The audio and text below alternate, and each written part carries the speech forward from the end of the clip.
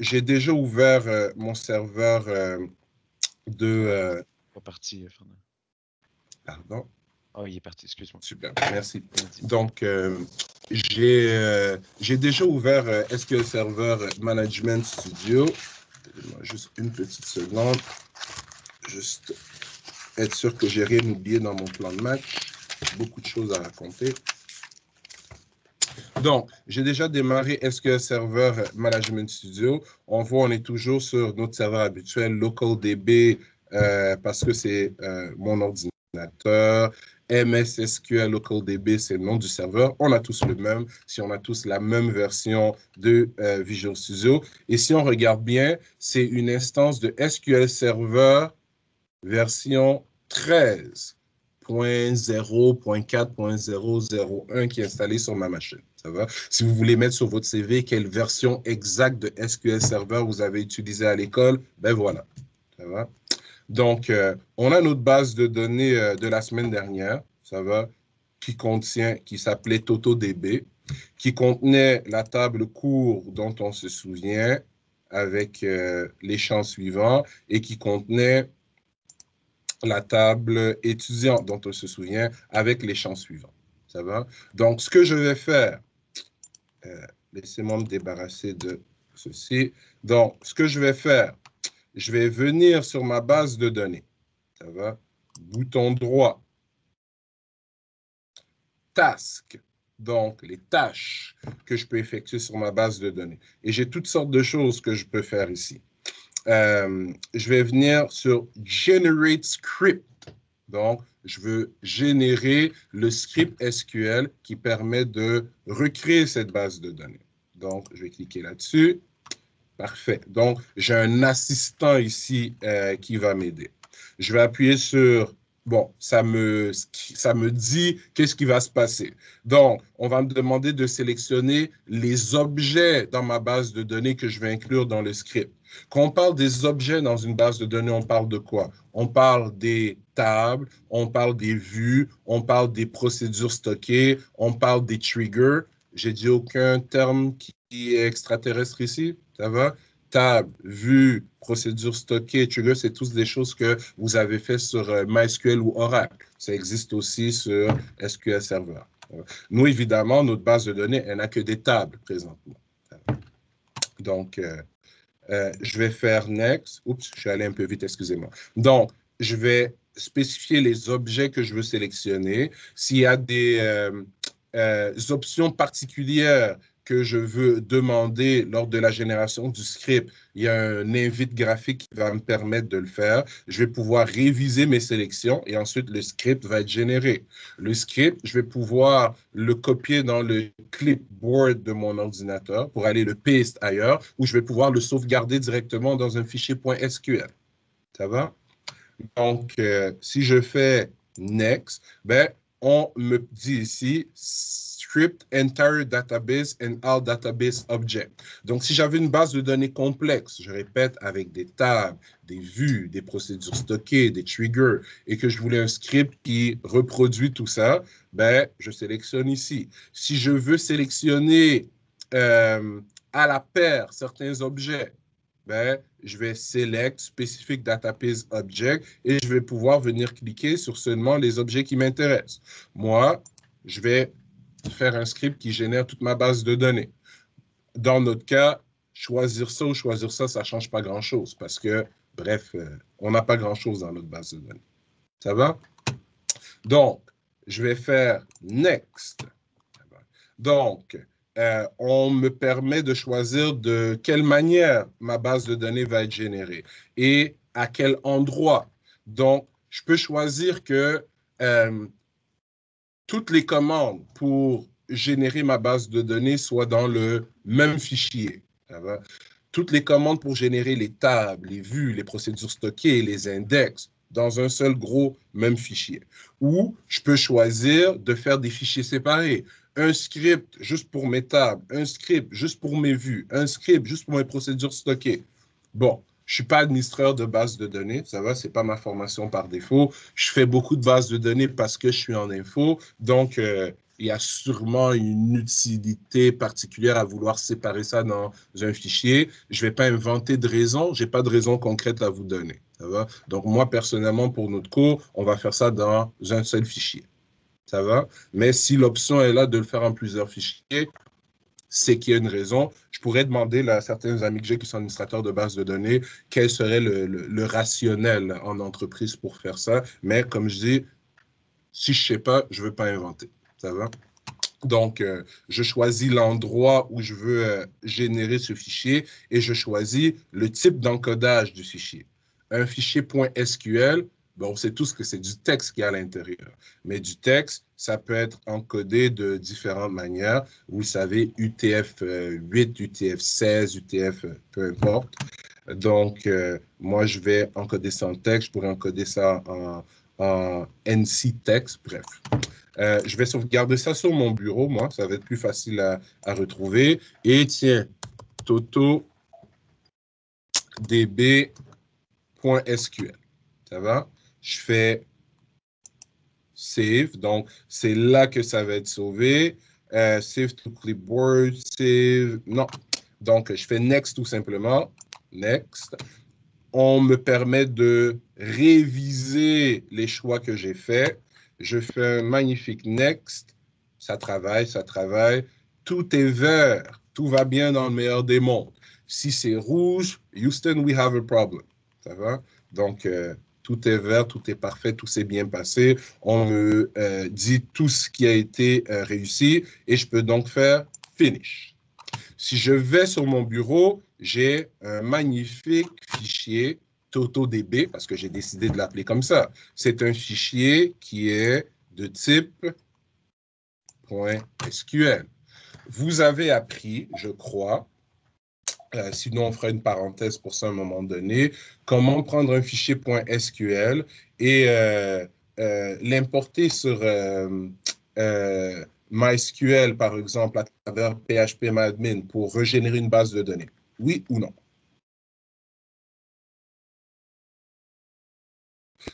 Donc, d'après vos visages, je vais dire peut-être. Vous n'avez pas l'air sûr, ça va? Mais c'est quelque chose qui est important de savoir faire. Pourquoi? Parce que vous développez votre application. Attention à vos micros. Vous développez votre application localement sur votre ordinateur, mais quand vous voulez la déployer sur un serveur quelque part, vous n'allez pas recréer votre base de données au complet à la main. Vous générez le script en utilisant PHPMadmin sur votre ordinateur. Vous l'importer à travers PHPMadmin sur le serveur commercial sur lequel vous voulez déployer votre site et vous le réexécutez là-dessus. Ça recrée la base de données. Donc, tout ce qu'il vous reste à faire, c'est d'aller dans votre code, PHP ou Node ou Python, peu importe la technologie que vous utilisez, et changer la connection string. That's it. C'est grosso modo la même chose qu'on va faire ici. Donc, c'est un fichier .SQL. Si je m'amuse à regarder ce qu'il y a à l'intérieur, je vais l'ouvrir avec Notepad++. Tam, taram, taram. Donc, c'est une magnifique requête de type create qui se trouve ici. Ça va, avec des contraintes qui créent mes clés primaires, mes clés secondaires. Mais il y a d'autres mots-clés bizarres là, qui ne sont pas du SQL standard. Set, NC, new, on, go, blablabla, with. Donc, qu'est-ce qui s'est passé là? C'est quoi ces mots qui ne sont pas du SQL standard? Mais le SQL est le langage de base que tous les serveurs de base de données doivent parler, doivent supporter. Mais il y a une raison pourquoi MySQL existe, Oracle existe, MariaDB existe, SQL Server existe. Il y a une raison pourquoi il y a différents browsers web qui existent. Ils supportent tous le HTML, mais chacun d'entre eux ne l'interprète pas exactement ou ne l'implémente pas exactement de la même façon. Donc, chaque compagnie qui développe un serveur de base de données a voulu ajouter sa petite couche personnelle autour du SQL. C'est pour ça qu'en Oracle, vous avez fait, ou si ce n'est pas encore fait, vous allez faire du PLSQL, n'est-ce pas? Et donc, en .NET, ben, sur SQL Server, ou plutôt chez Microsoft, on a une couche logique qui se rajoute par-dessus le SQL standard qui s'appelle le Transact SQL. Donc, tout ce que vous savez faire en PLSQL, donc des fonctions, des routines, des boucles, etc., ben, on peut le faire aussi en Transact SQL sur SQL Server. Donc, le code qui apparaît ici, regardez, ouais, j'ai un magnifique if, par exemple, begin, end, j'ai des with. Tout ça, c'est du code de Transact SQL qui a été généré automatiquement pour moi. Ça va? Parfait. Donc, ce fichier-là, donc, il est là, il est sur mon bureau. Si je le prenais et que je le rajoutais à un dossier de projet qui était présentement versionné sur Git et que je faisais un push, ben, il serait sur mon serveur. Donc, j'aurais un fichier qui permet à n'importe qui clone ce projet de régénérer ma base de données dans son état actuel. Mais une image vaut 1000 mots. Donc, regardez ce que je vais faire. Je vais aller sur mon serveur. Je suis sur mon serveur, ou plutôt, je vais aller dans SQL Server Management Studio qui me donne accès à mon serveur. Et la distinction est importante parce que plusieurs d'entre vous m'ont écrit cette semaine, « Ah, je suis dans SQL Server. » Et là, vous me donnez un print screen. Je ne suis pas dans SQL Server présentement. Je suis dans SQL Server Management Studio, qui est un logiciel qui me donne une interface graphique pour interagir avec SQL Server. De la même façon qu'en Oracle, vous pouviez ouvrir l'invite de commande ici et faire des requêtes SQL sur votre base de données, je peux le faire sur Windows. Mais je ne suis pas dans un cours de base de données. Donc, je préfère nous donner un environnement graphique. Donc, ma base de données qui est là, bouton droit dessus et delete. Ça va?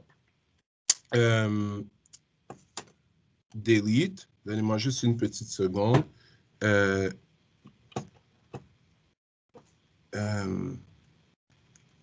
OK. Donc, et je me prépare à effacer ma base de données. Mais juste avant de l'effacer, je vais vous mettre un petit acronyme là, dans la fenêtre de chat. Ça va? Donc, CVGRE. Est-ce qu'il y a quelqu'un qui a déjà, regardez dans votre fenêtre de chat, est-ce qu'il y a quelqu'un qui a déjà entendu cet acronyme-là en info? Ça va? Donc, je vais vous dire ce que ça veut dire et je vous souhaite qu'on ne vous le dise jamais. Ça va? En entreprise. CVGRE, donc CV Generating Event. Ça va? Donc, un événement qui va vous forcer à générer à nouveau votre CV pour aller vous chercher un nouvel job. Et c'est ce que je m'apprête à faire dans mon interface. Regardez bien, si je suis en entreprise et que je suis sur la base de données de production et que je viens faire ça, je viens probablement de perdre ma job. Ça va? J'espère que vous comprenez pourquoi je viens probablement de perdre ma job. Je n'ai pas vu ce que tu as fait, je m'excuse. J'ai effacé la base de données, ça va? Là, je ne peux pas la remettre tout de suite, elle est effacée, mais tu verras dans l'enregistrement où j'ai cliqué. Ça va? Donc, s'il vous plaît, ça va? Là, on est à l'école, on s'amuse.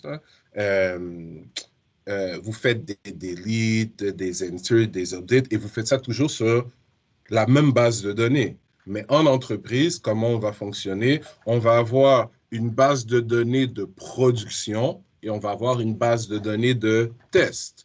La base de données de test est une réplique de la base de données de production. Donc, quand le client vous appelle et vous dit, écoute Simon, écoute François, écoute Barry, écoute Marianne, voici la nouvelle fonctionnalité que j'aimerais que tu implémentes.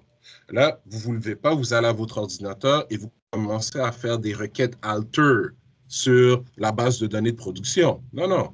Vous allez sur la base de données de test, vous la modifiez, vous faites vos requêtes, vous faites votre interface usager, vous testez que tout fonctionne correctement. Et s'il n'y a pas de bug, s'il n'y a pas de pépin, là, vous répliquez sur la base de données de production à l'extérieur des heures normales de travail, ce que vous avez testé sur la base de données de test. Comme ça, s'il y a un pépin, s'il y a quelque chose qui ne marche pas, vous êtes capable de retourner à l'état initial avant que votre patron s'en rende compte et vous signifie un CV Generating Event. Ça va?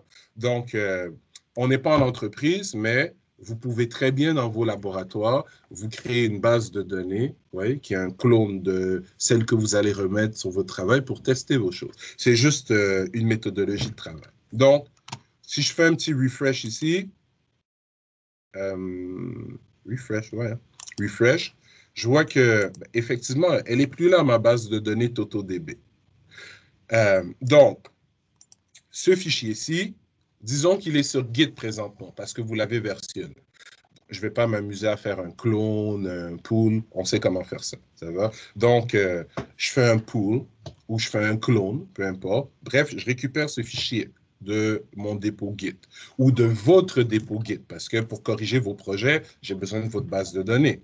Donc, vous m'avez rajouté comme développeur, je clone votre dépôt Git sur mon ordinateur et avant même d'ouvrir votre projet dans Visual Studio, qu'est-ce que je fais? Ben, à partir de ce fichier qu'il y a dans votre dépôt que j'ai cloné, je vais aller reconstruire ma base de données. Donc, allons-y. Je vais retourner dans SQL Server Management Studio. Je vais cliquer sur mon serveur ici, ou plutôt, excusez-moi, je vais cliquer sur Database, ici, bouton droit, et voyons, c'était où? C'était Restore Database, si je ne me trompe pas. Restore Database, je vais cliquer sur File. Oups. OK, parce que le file, il va être encore sur ton dossier. Fait que tu vois, j'imagine que tu peux faire restore et aller chercher le file qui était sur ton bureau, c'est ça que tu fais là? Exactement. Mais j'ai dit, dans la vraie vie, on n'irait pas le chercher sur le bureau. On irait le chercher dans notre dépôt Git parce qu'on veut le versionner, ce fichier-là. OK, tu versionnes ce fichier-là, OK. Oui. Je suis juste... Voyons. Ah, donnez-moi juste 2 secondes parce que j'ai pas la même interface ici que sur...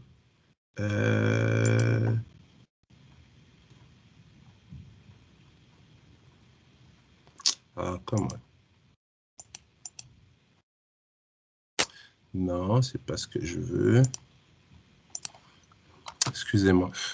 Parce que moi, souvent, quand je le fais, j'utilise pas SQL Server Management Studio, j'utilise l'outil complet de gestion.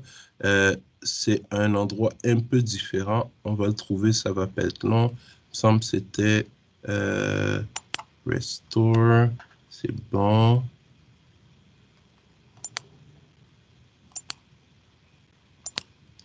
OK.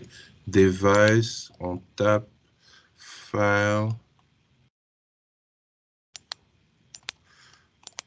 Add. Non, je suis pas au bon endroit. C'est l'heure de la pause. Donnez-moi 15 minutes. Excusez-moi pour ça. Je vais trouver c'est où, puis je vous le montre tout à l'heure. Donc, Elle est bonne, elle est bonne. C'est correct. je vais stopper l'enregistrement, puis